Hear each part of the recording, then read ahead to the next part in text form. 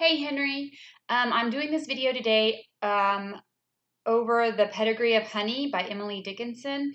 It's the poem that you're working on early this week.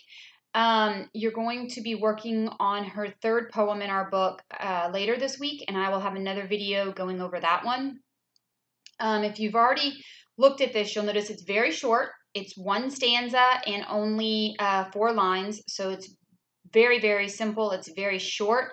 I don't think this one will give you quite the time that maybe the first one gave you, but I want to walk through it with you in much of the same way that we did because I could not stop for death, okay? So the first thing that you should do is answer the pre-grammar question that is found on page 132. Sorry, let me get my stuff situated here. The question says, briefly think about the assumptions regarding others that we harbor in our minds. Okay. Are our assumptions always correct? Briefly share some of your thoughts about this. So whenever we see someone or meet someone, whether we intend to or not, tend to form opinions and assumptions about them. And so the question here is wanting you to think about that, okay? So a lot of times our assumptions are based on any or more than one of the following. It could be look, it could be talk, the way that someone talks, it could be maybe where they come from, a certain neighborhood, it could be social status, wealth, any of those things might cause us to come up with assumptions about a person before we really get to know who they are, okay? And so I want you to spend some time thinking about that because that's very important for our poem today, okay? So once you've answered that question and once you've kind of thought about assumptions we make and maybe why we make those assumptions and if those assumptions are correct or not, then I want you to go through the reading notes. There's only one, it's honeybee.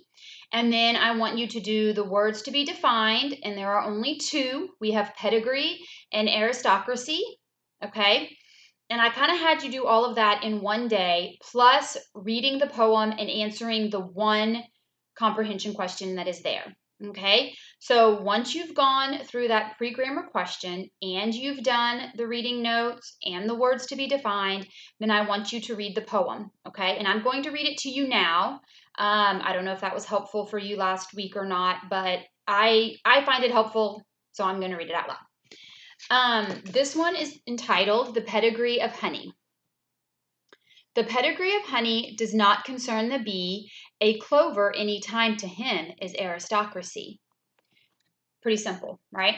Okay, so what Emily Dickinson is trying to tell us here is that honey is honey to a honeybee, okay?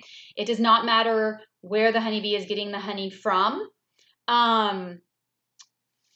It can get honey from a very simple, regular, average flower like clover, okay? Just as well as it can get honey from, a fancier flower. It's all honey to the bee. It makes no difference where it comes from, okay? And so I want us to kind of tie that back into the pre-grammar question in that, when we base our assumptions on what a person looks like or where they come from or how they talk or whatever, we're not always accurate in that, okay? And I think that you know that. And so with this poem, we're learning that even the honeybee doesn't care what kind of flower it's getting its honey from. It's all the same, okay? In the end, honey is honey, and it doesn't matter where it came from. It's nourishing to the bee. It's what the bee needs. It's the honey coming from something that is simple like a clover, okay? Because a clover, it's not this beautiful, extravagant flower, okay? But yet it's probably, it's what the honeybee is making its honey from in this poem. and it can make honey and live off of honey from even something that is very common, like the clover. Okay. In this poem, the clover is symbolizing that there is value in something that's common, that there is beauty in something that is common. Um, and I think that, if you look at that in terms of people, we need to remember that things that may, or people that may seem common or regular, there's value in those people. There's beauty in those people, and we need to not be so quick to judge. Okay. I think that's really about it. I mean, this is a very short lesson.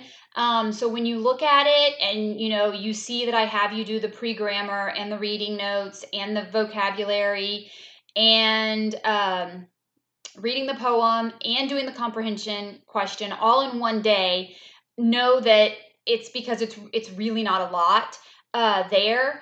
And then I believe that tomorrow, which is Tuesday, that I have you doing the logic, okay, the discussion questions, and I went over those in my little summary spiel here, and then I think I have you doing the question number 1 on page 134 under the rhetoric, where you just write a few sentences to briefly summarize the poem. This poem is very short, so giving me just even one sentence to summarize is perfectly fine, okay?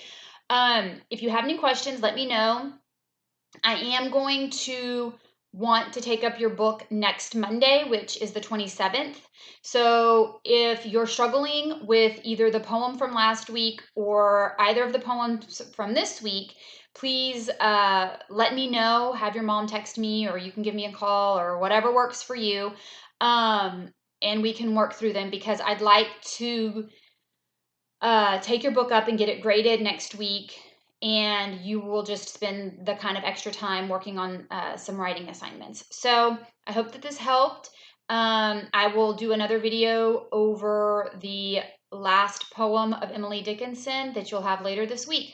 Okay, take care.